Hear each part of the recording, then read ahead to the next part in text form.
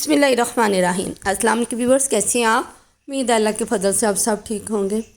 तो जनाब, मैंने तो कभी साग पकाया नहीं, मुझे मिल जाता पका पकाया, सिर्फ मैंने उसे तड़का ही लगाना होता है।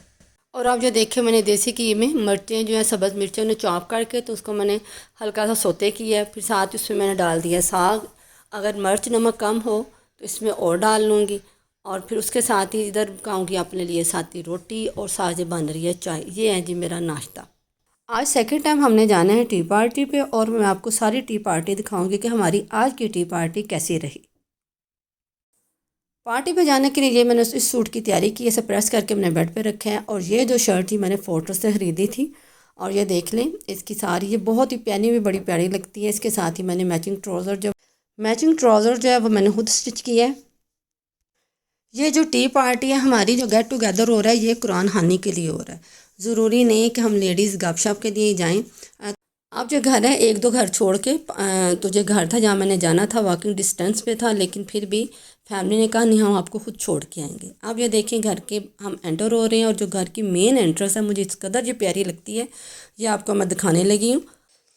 इस घर की जो ऑनर है वो हर 3 माह बाद 4 माह बाद पाकिस्तान आती हैं, तो इसी तरह सबको इस कुरान खाने के लिए सबको इकट्ठा करती हैं। ये इस तरह का इनका गेट टुगेदर है, जो कि बहुत ही अच्छा लगता है। जब हमने सिपारे पढ़ लिए तो उसके बाद फिर खाने पीने का सिलसिला चला। जी आप ज़रा देखें, इस दफ़ा लेडीज़ को कम ही बुलाया गया था, तो फिर इसलिए उन्हें चाय का ही अरेंज किया, नहीं तो वरना इनके घर बिरयानी, कौरमा और जर्दे की देखें पकती हैं और बाहर तक टेबल लगती है।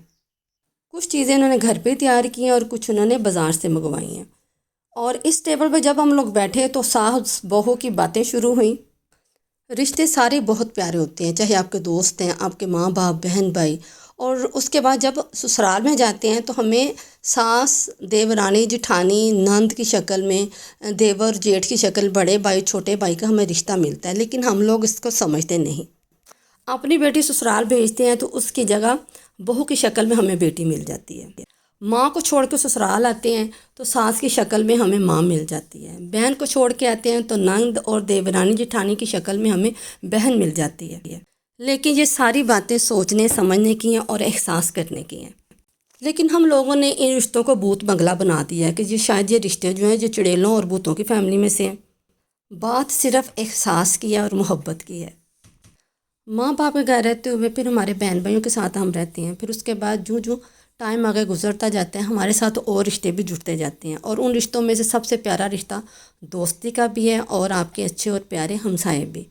चाय पियो, चाय पीने के बाद उसके दौरान हमारी गपशप हुई। उसके बाद जब हम घर वापस आने के लिए निकले हैं तो आप ये देखें घर की जो मेन एंट्रेंस है, अब हम सारी लेडीज़ उधर खड़ी होकर ना गपशप लगा रही हैं। हमारी बातें ख़त्म ही नहीं हो रही।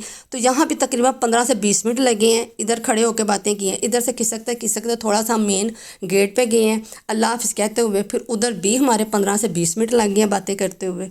हम सब लेडीज़ ने एक दो दूसरे को काफ़ी दफ़ा अल्लाह हाफ़िज़ कही है, लेकिन फिर भी देखें फिर भी बातें कर रही हैं। ये ना वो लाइट्स बंद।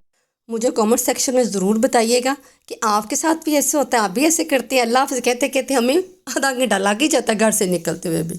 चलें ठीक है जी, अल्लाह आप सबको बहुत कुछ रखे, और इसी तरह आपके घर में महफिलें सजती रहें। आमीन। बहुत सारी दुआओं के साथ। अल्लाह हाफ़िज़।